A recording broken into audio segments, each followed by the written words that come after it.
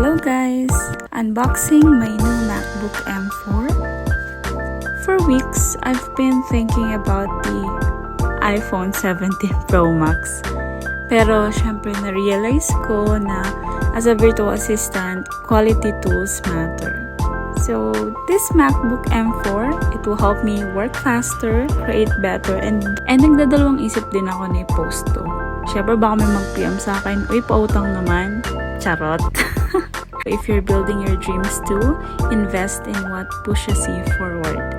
So, yeah, mali mo susunod mag-upgrade na din ako to iPhone 17 Pro Max. But for now, eto muna. And, yeah, here's to choosing growth and better opportunities.